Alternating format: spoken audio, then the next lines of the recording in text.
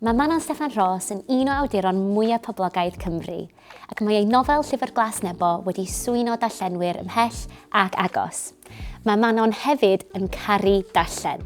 Gathon ni gyfle i sgwrsio am sut mae darllen yn gwneud i ni deimlo, pam ei bod hi'n cadw copi o waith Parry Williams yn y car, a sut i mynd i mewn i'r arfer o darllen. Croeso i sut i darllen, Manon Steffan Ros. Diolch yn fawr. Diolch yn fawr iawn am dy gwmni, a sut wyt ti yn gyntaf? Dwi'n hapus achos dwi'n cael dod yma i siarad am lyfrau. Dwi'n bod mor excited just i ddod i siarad am hyn, achos pa mor aml ti'n cael neud hyn go iawn da. Yn Fatha union. nerdio allan yn llwyr ar y peth ma, dwi jyst yn caru gymaint. Ond, ia, wyt ti'n darllen yn rhywbeth ddiddorol ar hyn o bryd? Yndw, dwi yn. A dwi'n darllen o ers cyn dolyg, achos dwi'n trio bod yn ara deg. Dwi'n darllen sawl peth ar yr un pryd. OK, cool. Ond nes i bigo fo fyny mewn siop elusen yn Machynlleth. Ddim yn gwybod unrhyw beth amdano fo, ond oedd o'n fach ac yn ffitio fewn i'm hoced i. O, OK. Felly ni'n meddwl, na i just dewis yr un, oedd gynna i fatha 5 munud mewn caffi, a dwi ddim yn gallu neud dim byd, ti'n gwybod, dwi wedi gorfod cael rhywbeth i ddarllen o hyd. Lle nes i bigo fo fyny jyst achos seis y llyfr, a agor o, a dechrau darllen o, a cael y teimlad yna. Ti'n gwybod pan ti'n dechrau darllen o beth, a ti'n meddwl, o waw, mae hwn yn mynd i fod yn un o'r rhai dwi'n mynd i orfod cadw am byth. A dwi'n mond fatha chwarter ffordd drwyddo fo, felly alla fydd o'n hollol rubbish ar ôl rhyw gyfnod. Ond beth ydi childhood gyn Gorky. O, OK, ia. A llyfr wedi gyfieithu o Rwsieg.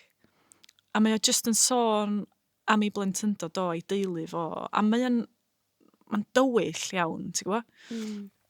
Ond, mae'na jyst, mae'r arddull mor hardd. Mae'n neud chdi rili gwerthfawrogi cyfieithydd da. Achos mae rhaid bod y cyfieithydd yna mor wych am fatha gyfieithu'r y llais yna. Mae'n jyst rhai ffyrdd o ddeud pethau sy'n mor syml a mor hardd. Ac eto mae jyst yn cael chdi yn dy galon, ti'n bo? A dwi wir yn licio hunangofiannau da. OK. Dwi unai wrth y modd efo nhw, neu yn meddwl bod nhw'n rybys. Digon teg. Dwi newydd ddarllen hunangofiant, wel, dim hunangofiant ydi o'n union, llyfr Endaf Emlyn, Salem a fi. A dwi di dotio hwnna. Mae mor lyflu. Mae'r ffordd mae'n sgwennu mor brydferth. A mae o'n ymwneud efo'i berthynas o efo Salem, y darllen Salem, a wedyn nath o'n neud album. Ond mae'n sôn lot am ei blentyndod, a beth dwi wir yn licio mewn hunangofiannau ydi, dwi'n licio darllen am pan maen nhw fach. Pan maen nhw dros rhyw ddeunaw, dwi'n mynd yn eitha bod. Ond beth dwi wir yn licio am llyfr Endaf Emlyn ydi, mae o'n gallu cysylltu yr Endaf Emlyn yr oedolyn efo pan oedd o'n blentyn. Mae o'n gweld y cysylltiadau yna, a dwi wir yn edmygu hynna. Dwi'n yn gwybod sut mae pobl yn managio sgwennu amdano nhw eu hunan yn ffordd na. Mae'n rhywbeth dwi'n edmygu'n fawr da. A dim yn rhywbeth ti'n neud, ti'n bod, fel sgwennwr dy hun felly yn aml? Na, ella bod fi'n neud o mewn ffordd chydig bach mwy, dwi'n yn gwybod. Pan dwi'n sgwennu nofel, dwi wastad yn meddwl bod o'n ffuglen llwyr. A wedyn tua 5 mlynedd wedyn, dwi'n feddwl, am hynna oedd yna. Ond, ia, swn i'n licio ella sgwennu am fy mywyd, neu profiad y penodol yn y mywyd rhywbryd, ond mae jyst meddwl amdano fo yn codi gymaint o ofn arno fi. A mae'n ddiddorol, achos pam dwi wedi trafod hunangofiannau pobl efo i awduron nhw, lle efo'r bobl sydd wedi sgwennu amdano nhw hunan. Mae'n wastad, o ia, swn i'n gallu sgwennu nofel. A dwi'n meddwl, mae loads haws dwi'n gallu fyny. Na, mae'n ddiddorol, mae o'n hollol wahanol. Dwi'n meddwl bod fi'n mwynhau nhw achos bod o'n rhywbeth dwi'n teimlo swn i'n gallu neud yn dda iawn. A ti'n bod be o'ch ti'n sôn am addasiadau felly? Ie. Ti'n bod, achos dwi hefyd yn fan mawr o ddarllen llenyddiaeth sydd wedi cael ei cyfieithu, yn enwedig efo llyfrau Idalig, i fi yn bersonol dwi wrth fy modd. Ond fel ti'n deud, gael cyfieithydd iawn ydy'r peth, rhywun sydd wedi dallt llais yr awdur greiddiol. Ond wrth gwrs, ti hefyd wedi addasu llyfrau, a llyfrau chdi dy hun hefyd, felly nes ti fwynhau y profiad yna, a be ti wedi cymryd o'r profiad o addasu llyfrau?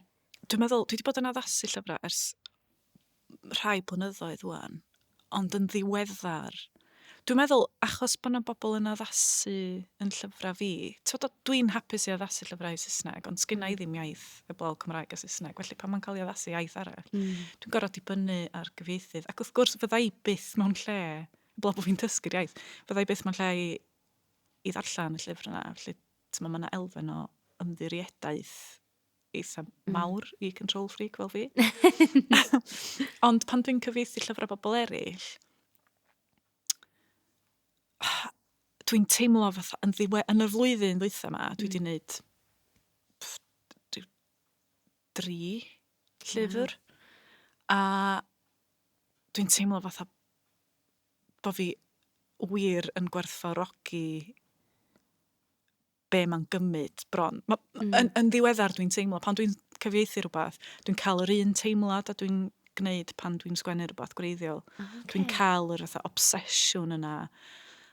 A dwi'n lwcus achos y llyfrau gwreiddiol sy'n dda, ond beth sy'n anodd pan ti'n cyfieithu llyfr rhywun arall ydy bod o'n holl bwysig bod yr darllenydd ddim yn clywed llais Manon Steffan Ros.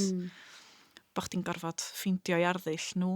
A weithiau mae hynna yn mynd yn erbyn fy ngreddf fi fel awdur.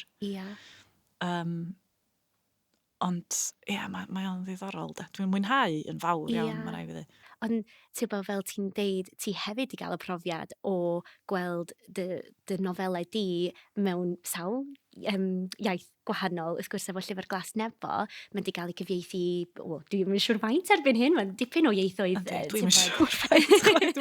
Ond ti'n siŵr bod hynna'n teimlad anhygoel. A, sut ydi o'n teimlo? Just afreal. Mae'n hollol odd meddwl am y llyfr yma, sydd i fi mor blwyfol.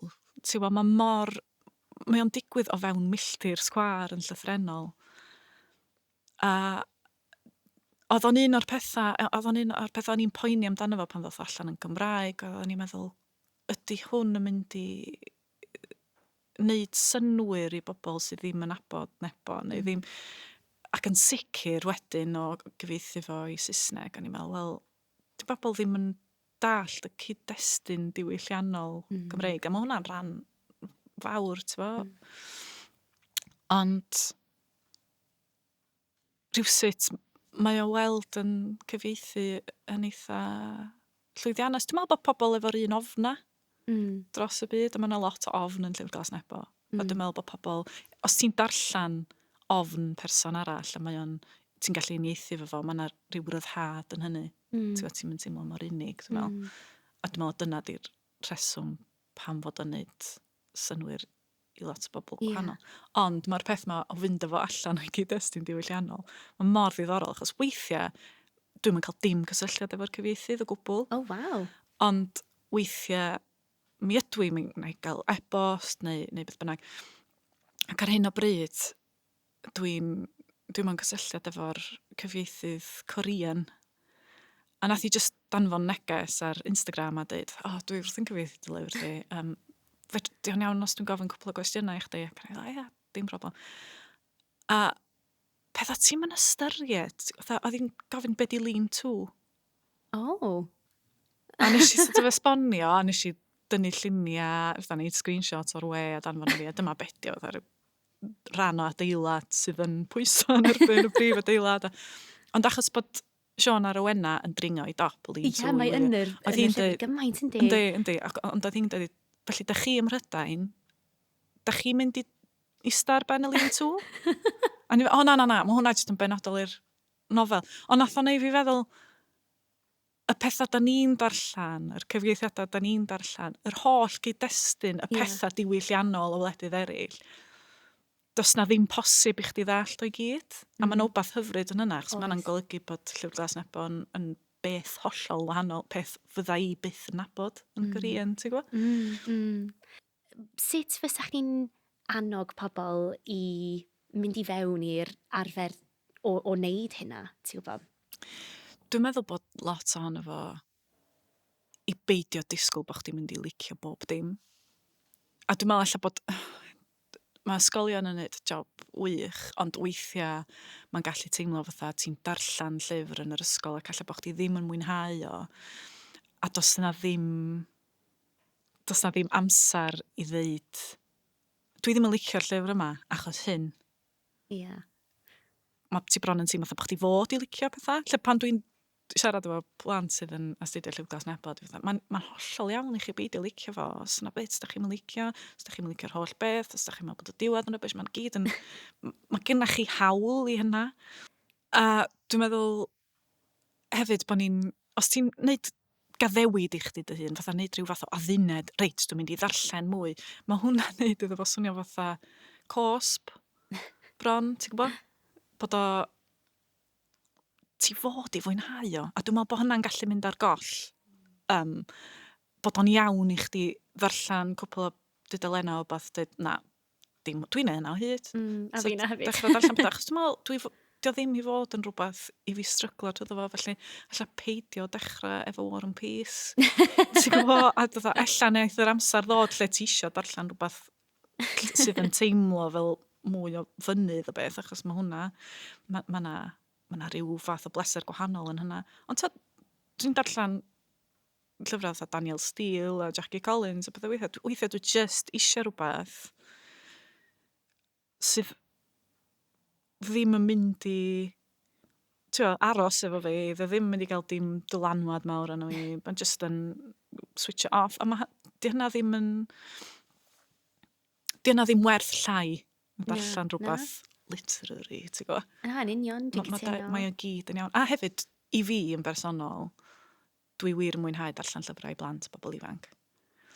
A dwi ddim yn ymddiheuro am hynna chwaith. Dwi jyst yn meddwl bod yr genre yna fanna mae'r llyfrau mwyaf mentrus diddorol yn y marn I. Lle dwi'n darllen lot o lyfrau ac wedyn wrth gwrs maen nhw'n tueddu bod yn fyrach a falla'r iaith chydig bach yn haws.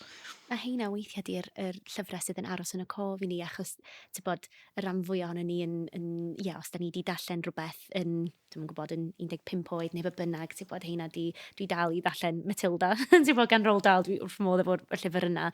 Ond ti'n gwybod, oes, sôn am hynna felly, oes llyfrau penodol sydd yn aros yn y co I chdi o dy blentyndod? Llwyth. O'n i'n tybio. Chdi'n sôn am Roald Dahl. Mae'n hoff lyfr Ie, dwi'n gwybod ti'n licio. Ie. Dwi'n just caru boi gymaint. A dwi'n mynd yn ôl efo bob blwyddyn a dwi'n darllen o... Dwi'n meddwl bod fi'n darllen o ers tua...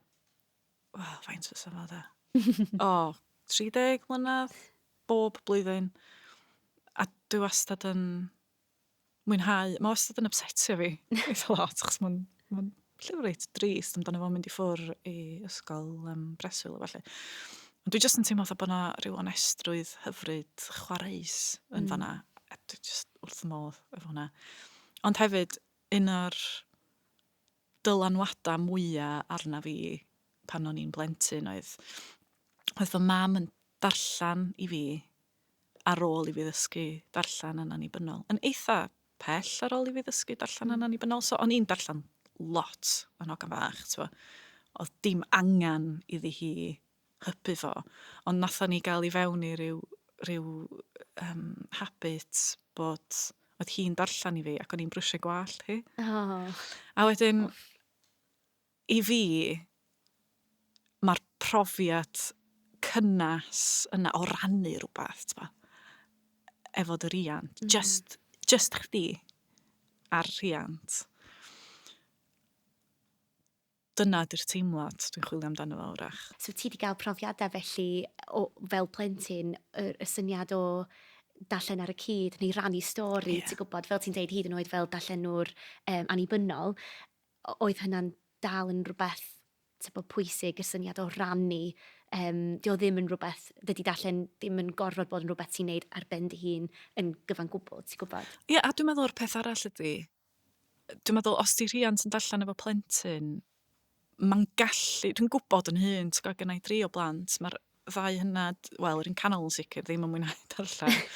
A dwi'n gwybod bod 'na adegau wedi bod lle dwi wedi eistedd lawr efo fo, reit, da ni'n mynd i ddarllen llyfr, a mae o'n teimlo fatha cosp bron, neu fatha, come on ni, ti'n fo? Rhywbeth mae'n rhaid neud yn lle rhywbeth ti isio neud. Ie, a dwi'n meddwl, mae'r ffaith bod mam wedi parhau i ddarllen efo fi, bod hi byswn i'n darllen anyway, ond hefyd, o'na just rhywbeth yn y weithred yna oedd yn dangos i fi mae mwynhad oedd o, mae pleser oedd o, yn hytrach, gawn ni wneud hyn, gawn ni wneud y peth yna. A mae'r llyfrau yna di aros efo fi, lot o lyfrau Irma Chilton, a dures i blant yn enwedig un o'r enw Fusey Bear, oedd am hogyn bach oedd yn ffindio byd tu ôl i'r soffa.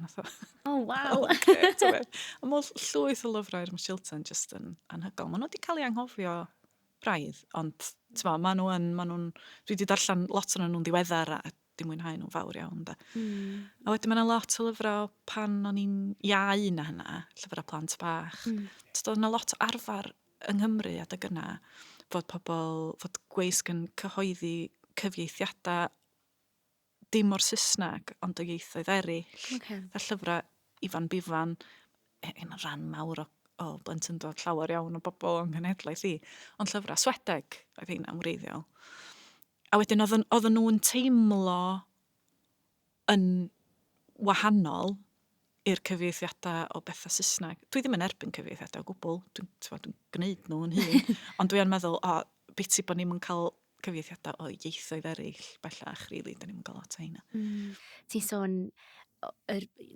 sôn lot am sut ti wastad wedi bod yn darllenwr brwd, ond wyt ti wedi profi adegau lle ti ddim wedi gallu troi at llyfrau, neu ti wedi cael book slump drwg, neu ti wedi cael cyfnodau fel yna hefyd? Do, weithiau dwi isio mwynhau rhywbeth, a mae hynna'n beryg, ti'n gwybod?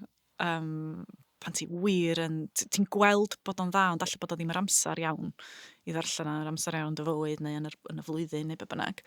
A dwi wedi cael hynna, a hefyd mae rhaid fi ddweud, dechrau flwyddyn yma, nes i ddileu yr apps cyfryngau cymdeithasol o fy ffôn, lle dyn nhw mond gynnau ar y laptop o'n.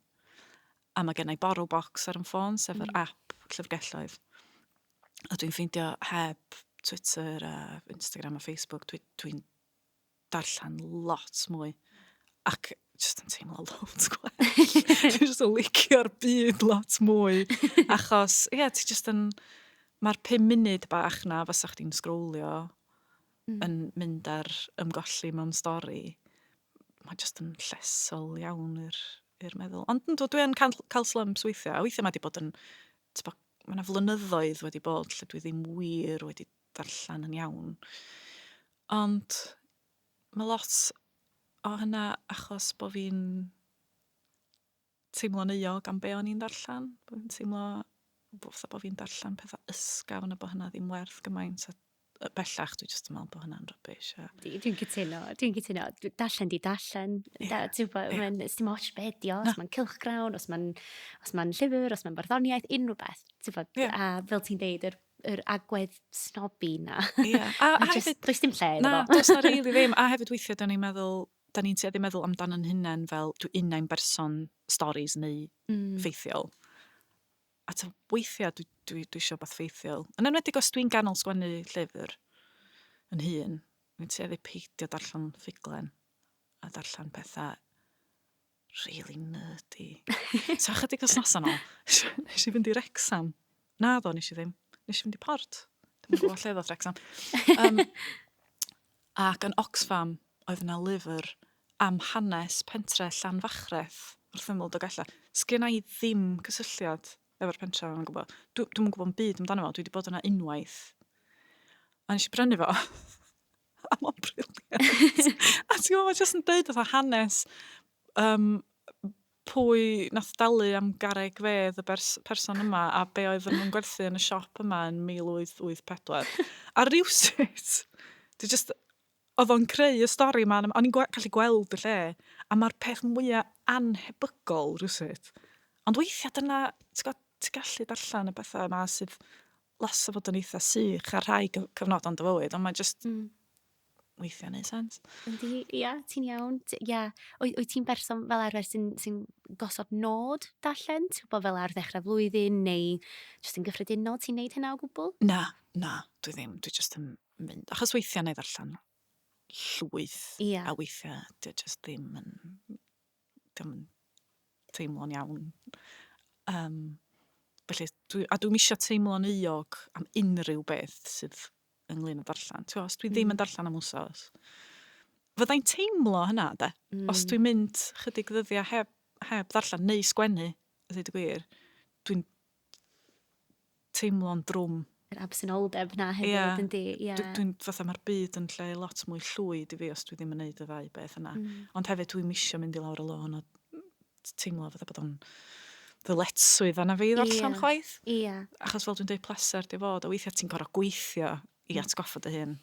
Yn enwedig os ti mewn addysg, mae'n siŵr gynna i. Dwi ddim wedi bod mewn addysg ers amser hir iawn, ond dwi'n gwybod am lot o bobl sy'n gadael ysgol neu coleg a meddwl, reit, dwi'n mynd i ddarllen am 5 mlynedd fan. Ia, ti'n clywed hynna lot, yn dweud pobl sy'n deud, fel ma nhw isio fel rhyw fath o detox darllen. Sydd yn rhyfedd, ti'n bod, i fi, fel, achos, ti'n bod, i fi, hynna sydd yn helpu fi trwy bywyd mewn ffordd, ti'n gwybod. Ond dwi hefyd yn dall pam fysa rhywun yn deud hynna. Ond, ti'n gwybod, ti'n deud fel, ti'n ffeindio amser felly, neu yn creu amser i ddarllen bob dydd os ti'n gallu, a fel ti'n deud, os ti'n teimlo'r awydd wneud, ond ti'n bod, sut fysa chdi'n annog pobl felly i wneud hynna os nad ydyn nhw yn yr arfer o wneud o'n barod, ti'n gwybod, achos mae yn dipyn o beth, a fel ti'n deud, mae'n gallu swnio fel resolution, beth yw resolution eto? Adduned, diolch. Mae'n gallu teimlo fel yna. So sut ydyn ni'n helpu ein hynna'n allan o hynna?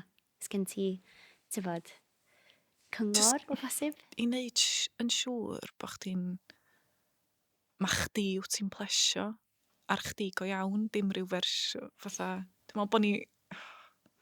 Mae hyn yn bethau hangach na darllen. Dwi'n meddwl bod ni'n sefyll fatha... Mae yna fersiwn gwell o hwnna fi'n bodoli. A mae'r fersiwn yna yn darllen y classics bob nos cyn mynd i gysgu. Lle, actually, alla na be ti isio ydi darllen rhywbeth hollol... Mae'r fersiwn o'na chdi rwan, ti'n gorau plesio. Di hynna'n neud sens? Ydy. Ac ella mae fatha Take a Break magazine, dio? Ia. A mae hwnna'n oce hefyd. Felly dwi'n meddwl fatha i beidio bod yn anonest efo chdi dy hun am be ti wir eisiau darllen. Achos fel dwi'n dweud, dwi'n newydd darllen, nes i orffan 2 nofel Daniel Steele, ac oedd o'n mynd ar nerves fi gymaint. Oedd o'n lot o bethau yna fo, oedd o'n ofnadwy o sexist. Ond o'n i'n meddwl, wel, dwi wedi darllen o mewn tridiau, ti'n gwybod? Ia. Felly, oedd na rhywbeth yna fi isio hynna. A mae hynna'n iawn, di. Yndi, ti'n iawn. Felly, y peth pwysig mewn ffordd ydi dod i nabod y math o lyfrau sy'n apelio at eich di, a mae'n iawn os mae hynna'n cymryd fel mynd i'r llyfrgell neu mynd i'r siop lyfrau ac yn darllen darllen yr un o bob un llyfr sydd yna, ti'n gwybod, mae'n just mater o ffeindio beth sydd yn apelio. I fi hefyd, dwi'n meddwl mae'r fatha dylanwad mawr yn enwedig dros y blynyddoedd dwytha di T.H. Parry Williams. Ysgrifa T.H. Parry Williams yn benodol. A wedyn, mae heina'n eitha defnyddiol hefyd, achos maen nhw'n fyr iawn. A dyn nhw ddim yn astrus o ran iaith, chwaith, i feddwl, dwi'n meddwl, o'n i wedi meddwl, T.H. Parry Williams yn mynd i fod yn eitha trwm, a fyddai ddim yn dallt o. A wedyn ti'n darllen un ysgrif, a mae o gynti. I fi, mae ysgrifa T.H. Parry Williams yn... Maen nhw'n ysbrydol o ran i dylanwad rhywsut. Maen nhw'n fawr, maen nhw'n newid chdi. Os ti'n darllen o'r radag iawn dy fywyd a ti'n agored iddo, maen nhw'n newid chdi fel person. Ond hefyd, ti'n gallu darllen ysgrifft Parry Williams am 10 munud yn y car. Mae gennau gopi o lloffion yn y car, achos wedyn os dwi'n stuck yn y car neu fath, fedra i just, neu mewn maes parcio yn aros yn mynd ar plant, neu just darllen un, a mae o just yn ysgrif am i foto beico, neu rhywbeth. Ond mae dal, ti di cael y profiad darllen yna, bod o di cymryd 10 munud. Ti'n bo? Ia. Dwi'n modd efo'r syniad o cadw llyfr yn y car. Dwi ddim wedi gwneud yna eto. Dwi'n cerdded a darllen sydd yn eitha berig. Yndi, pan nes ti dweud llyfr yn y car, yn i fel, helo, be di hyn, na. Ond na, ti'n iawn, mae hynna'n syniad gwych. Ond mae hynna'n ffordd da o just, gael yr llyfrau o gwmpas. Mae hynna yn ei hun, os maen nhw o gwmpas chdi, ti probably am fod yn fwy debygol o'r troi atyn nhw. Ac ar y llaw arall felly, oes na rhywbeth fel rhyw llyfr iconic neu rhywbeth mawr, sydd just ddim i chdi neu ti'n teimlo fel sydd yn, ddim yn... Mae yna lwyth am yna. Okay. Mae yna lwyth ar... God, ydw'n mynd i ddweud hyn. Mae'n oce, mae'n oce i ddweud, just sbarn dio, achos dwi'n gwybod bod llwyth o bobl wrth i bodda efo llyfr a Sally Rooney. Dwi just ddim... Ddim i chdi? Na, dwi'n yn licio'r cymeriadau. Na, dwi'n dall beth ti'n feddwl.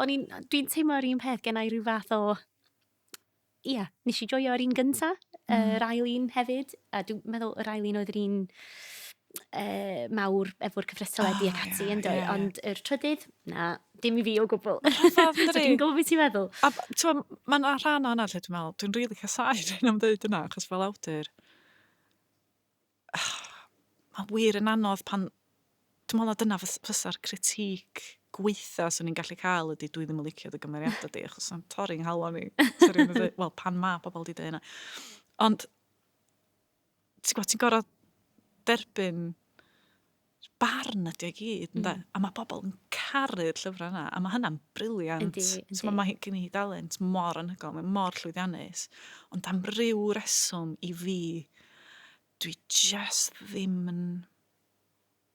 methu cael fewn iddyn nhw. Ia, na, dwi'n darllen, dwi'n gael hynna efo llyfrau Matt Haig. Dwi'n teimlo fel, dwi'n just ddim i fi o gwybod, dwi'n clywed gymaint o bobl yn dweud, a dwi'n teimlo'n eog yn dweud, na, just i fi, na, dio just ddim di am ryw reswm. So ti'n gwybod, ond fel ti'n deud, yn llwyddiannus ac yn boblogaidd, so swn i byth yn deud i rhywun i beidio darllen rhywbeth, ond ond weithiau mae just... Dyna fo, yn union. Ac allan mae cyfnod ydi o, dwi'n teimlo weithiau fo Sally Rooney, allan swn i'n 20 oed yn darllen o. Swn i di mwynhau. Ond dwi'n gwybod beth yw. Diolch o galon, Manon, am y sgwrs yma. Swn i'n hapus iawn i eistedd yma efo chdi trwy'r dydd a sgwrsio am lyfrau. Diolch o galon am dy Gymru ac yn rannu dy brofiadau di efo darllen. Mae'n wedi bod yn bleser. A fi, diolch o galon. Diolch yn fawr iawn am wrando ar y bennod hon o Sut i Darllen. Mae restr o'r llyfrau da ni wedi trafod heddiw ar gael yn ysgrifiad y bennod. A chofiwch fod yr holl gyfrolau ar gael o'ch siop lyfrau neu lyfrgell leol. Mae modd gwrando ar benodau eraill y gyfres yn y llefydd arferol neu ewch i YouTube i wylio.